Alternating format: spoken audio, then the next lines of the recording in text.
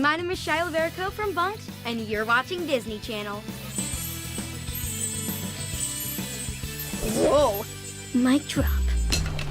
Where's that music coming from? Oh, let's do this. Kiki Walker is Fun.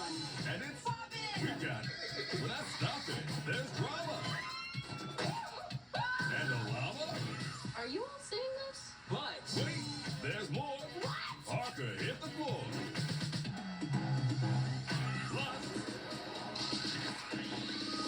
How's that for epic? watch a new episode of Bunk'd Sunday at 8 on Disney Channel. Yeah, that we ain't done yet. But while it's fresh on my mind, I want to talk about the Kenny Wallace installment of Bunk'd on Disney Channel, because we truly stacked him up like himself. Like, holy hell. So we're going to go through this as quick as we can, because we got the season 2 premiere, Spring is in the Air, and the 2023 Sandy Ridge premiere tomorrow. 60 plus degree weather is officially back, bitches. Excuse me. So, Lou and Noah, we'll get to that shit a little later, which we'll run full circle to.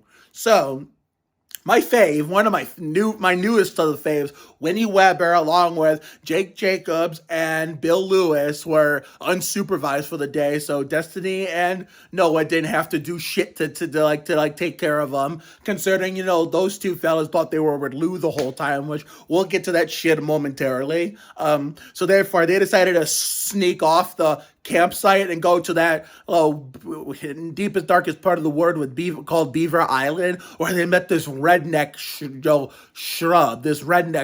dude who seemed like a nice guy in the beginning and was, talking with them around his mini fire. But before they saw him and they accidentally trapped themselves in that net, which luckily the redneck was actually nice, and the redneck shrub guy was nice enough to let him out. They found, Jake found this little pet named Justin Bieber. It's a far cry from that singer. It's a far cry from Justin Bieber, in which, by the way, I hate that motherfucker. So therefore, that's something my dad would say, and he's not wrong, because I do too, because those for the real Justin Bieber, fuck him and everything he stands for. Yeah, so Jake found this pet beaver as his friend, and then when the redneck shrub guy saw him, he decided to turn against the three and just try to trade him into a pet store. So Winnie, my newest fave, along with Jake and Bill, tried to teach him a lesson, and so when they tricked him and looking the other way, so actually Jake tricked him into looking the other way with these fake beaver sounds. Winnie, my new fave, and Bill, snatched the cage and took off running like Pat Sajak, and then Jake joined him in on the runaway, in which the redneck shrub was chasing him like Pat Sajak. I'm surprised he wasn't singing the Robbie Gordon song "Headstrong" by Trapped, but that's what I would have done in that scenario. And then when he finally got close to him, they repaid that him, trapping them in that net by trapping him in a net. I thought they were just going to leave him there, but he was not even like a true bad guy. If anything, he was a minor antagonist. And she realized, he could make use for that beaver forest, and he apologized for the beaver for, wanting to turn him to a pet store, and then they became friends at the end. The redneck shrub guy and Bill, Jake, and my newest fave, Winnie, decided to become friends and, help him, raise, I don't know how they put it, building up, make enough money to have preserve the beaver forest and buy all the supplies. And of course, deodorant is living rent free in Winnie's head, and considering mine too, because that tomorrow, for the first time in forever since it was last nice out last November, we get to take a shower like Terry Labonte. So let's go to the other part of the two parts of the episode, starting with another one of my three favorites, Mallory James Mahoney as Destiny Baker with Lyle and Parker. So Parker was trying to prove, how to his legacy of Camp Kiki Waka Ranch, trying to prove he can be the best he could be. With, of course it backfired with, the six-legged race, with Lyle, because Lyle felt homesick. He missed his family, especially his dad and everything. And I can understand that because with my mom and dad being divorced and everything, and my dad not seeing my dad every day, I missed him to the core. But I'm kind of getting over that horrible feeling now. So, because it really doesn't matter no more. So, because now that I'm older and I have no choice. So, therefore, of course, Parker trying to be the best he could be, obviously it backfired, with the whole cold s'mores, trying to sticking his tongue to the s'mores, almost losing it to frostbite. But it turned out to be a good thing in the end, and it helped Lyle get over being a homesick. And so he did it, even though he failed, it turned out to be a good thing. And Disney said, it's okay because you actually know how to make Kids Day at the camp where kids can spend their summer at Camp Kikiwaka Ranch. So therefore, it's not the end of the world, even if you fail of what Destiny's trying to tell him. So therefore, good on Destiny for helping him through that. And good on Lyle for not being homesick. Good on Parker for making a kid's day, even if he wasn't trying to. Now for the Lou and Noah shit. So the bookcase shit. So therefore, there was ripped clothes, sticky situations and sticky like glue type of stuff involved, and the fact that when they finally got the bookshelf done, Noah tried to tell her, Lou, you're the boss, and regardless if you try to make a bookshelf or not, you've already proven yourself worthy of the best boss you can be. So it was Noah and Destiny telling, the two honchos to not, you're already the best you can be. You don't have to prove it because you you don't have to really prove it because you're already doing it, being the honchos that you are. So you don't have to do these very little things to prove to yourselves that you're worth it as the honchos you are, So but long story short, Destiny and Noah were trying to teach, Lou and Parker that they can be they're already being the best way they can be without trying to prove it with very little things that they want to show them in real time. So this is a really powerful episode. Now it's time to catch up on the Jeff Gordon installment. So therefore, I will see you all when that episode is done. And then after that episode, I'm going to recap what you're going to be seeing, this upcoming week for content as we're finally getting the weather to improve again.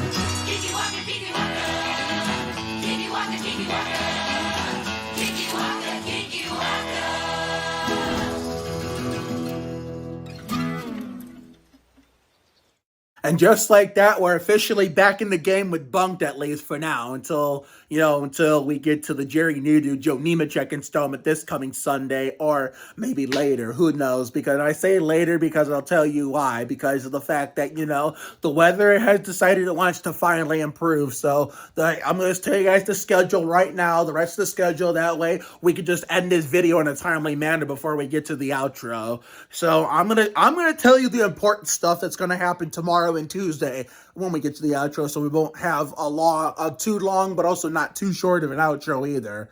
So, Wednesday, it's looking like it's going to rain. It's going to be 75 degrees, but unfortunately, the heavy rain is going to kill it. So we're going to watch the Bobby Labonte installment of the Goldbergs in real time, along with, what installment of, Bill Elliott installment of A Million Little Things Like Normal, and then Thursday, I think. Is it Thursday supposed to be nice too?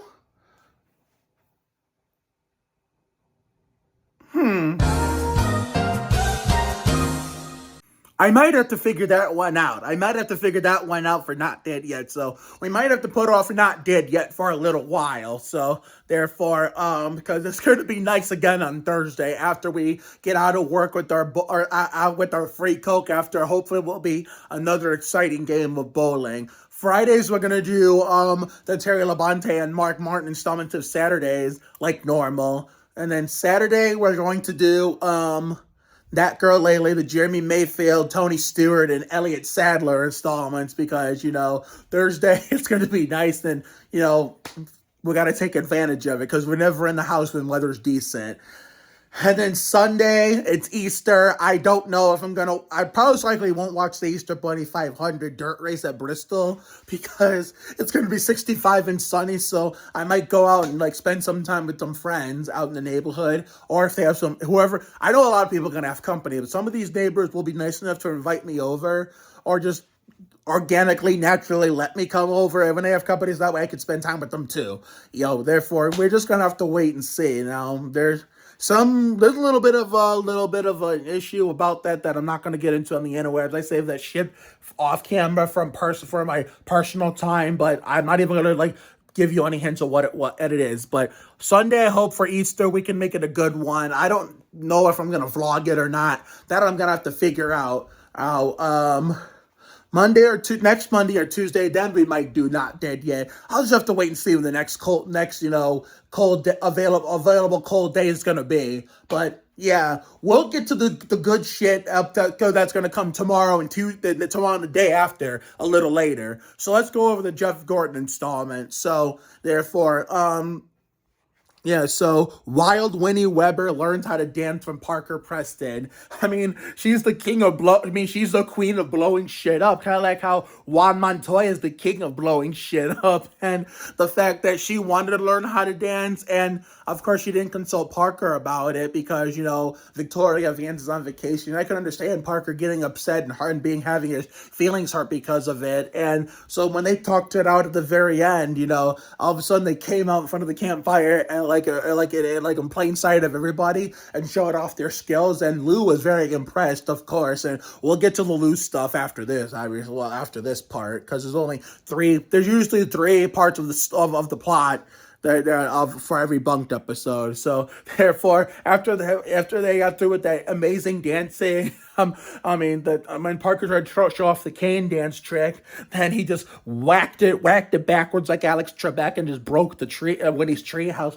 Winnie wasn't even fazed by it because she's used to breaking shit and blowing shit up like Montoya and the Jet Dryer. Makes you wonder why Winnie is one of my newest favorites, along with Shiloh as a real life cast member.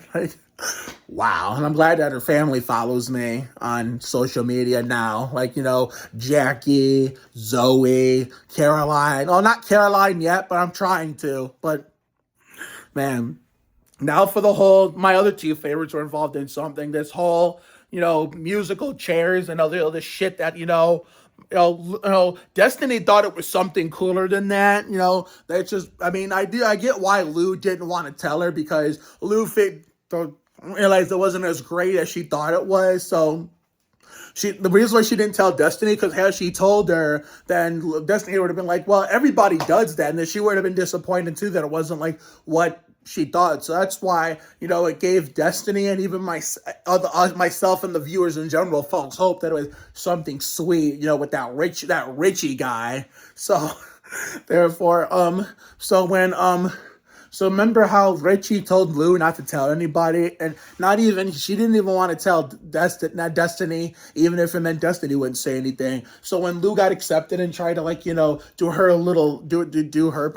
her part in what this little shindig was, whatever shindig this was called, Destiny broke in, and of course, Richie let her in without giving her the outfit and everything, and then musical chairs, but instead of participating with the musical chairs until the music stopped and Lou took the seat, and of course, Destiny was out. But how did Richie not acknowledge the fact that there were, instead of, actually playing the game, Destiny and Lou, my two longtime favorites, were bickering like Brian Vickers? How did he not reprimand them, like, hey, get back in the game or you're both out? Because that would have happened in real life between two real regular people. That's what would be the case. But so at least Lou and Destiny worked that out with these, no problem. Now for the third part, Noah and Bill, they make Jake believe that he's actually strong, like, David Robinson buff strong, like the muscle, the Admiral. So this is another life lesson that we're going to use in our outro starting today. Everyone is different, and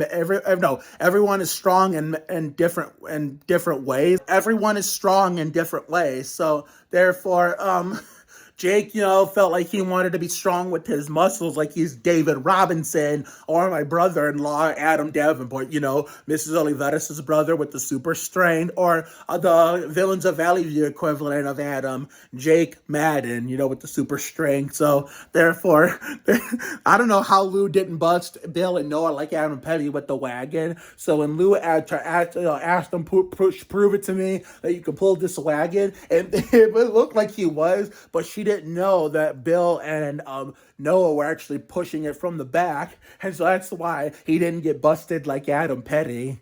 And then when she told him to push it back, Bill and Noah from the back were yanking it back while Jake was pushing it back. And then the arm wrestling part, I knew he wasn't out of the game yet. I mean, he didn't get hurt from the arm wrestling, but he did get a little sick. But then he decided to get a redemption story after, Noah and Bill confessed, we tried to make you look stronger. We were sorry because we wanted to boost your confidence. And Jake understood and said, that's okay. Shit happens. I mean, he didn't say it like that, but that's how he meant it. And then he wanted a redemption story. And then when he went to do this dumb wrestling thing with this guy who beat him in arm wrestling, and, it looked like he was gonna lose that one, but then he dug himself out of that hole, crushed the one guy's stomach, did uno, dos, tres, and beat him. And of course, we gave that dude the good old Mike Skinner of, yeah, god damn it, we beat that little son of a bitch. So that does it for the Kenny Wallace through Jeff Gordon installment of Bunk'd. I gotta get my ass to bed soon because it's getting close to my bedtime, so we can get ready for a big day tomorrow, which I will announce as soon after I do this outro. Until next time, this is Mark Oliveira signing off. It was an interesting weekend, to say the least, and I'm ready to get back into the great outdoors for the first time, for real, and like in decent weather conditions for the first time since November 9th, the Sandy Ridge finale 1 year ago. Have a good night tonight and a better day tomorrow. Life will give you a lot of lows, but when you hit a high, enjoy it. It ain't for the weak. Goddamn, pace yourself, bring your ass, be you. You have to try harder to do less. You can't deport a dream. Sometimes the worst things in life lead to the best things. Always bet on the side of love. You got to check yourself before you wreck yourself. Sometimes you just got to be present. You never fail until you stop trying. It never pays to worry too much about things. It's never too late to turn the day around. Another day on time, another day to shine. Sometimes you just got to flock yourself. Trust your instincts. Stand up for yourself. Not back down to anyone. All for one for all. She love act different. You got to bounce. Just when you think things will never be okay again, here comes a miracle that proves you way wrong. A connection can happen when you least expect it. Honesty is the best policy. Sometimes you just gotta dive in, follow your dreams, show up for the rest of your life. Every you're all cheering together. Every day is a win. And was there another one after that? Everyone is strong in different ways. Take care, everyone. Good night. And tomorrow and the day after that, here's the deal. Tomorrow will be the season 2 premiere. Spring is in the air, combined with the 2023 Sandy Ridge premiere. And then the day after that will be Tuesday night randomness, and will be 65-degree weather before the rest of the TV stuff gets handled for the rest of the week, going into next week and early next week. So see you later, everyone. Oh, hold on. Wait, there was a quote in the middle of that. There was a quote from Saturdays. I swear, these extended outros with all these quotes from my favorite shows, like all these new quotes, and even some of these from the existing shows, or some new quotes from new shows, is going to be the death of me. There is no tomorrow. Hopefully by Sandy Ridge premiere 2023 tomorrow, combined with the season 2 premiere of Spring is in the Air, we get this shit fucking corrected just in time for the new season. But anyway, we gotta get the fuck out of here. Okay, for real this time. See you later, everyone.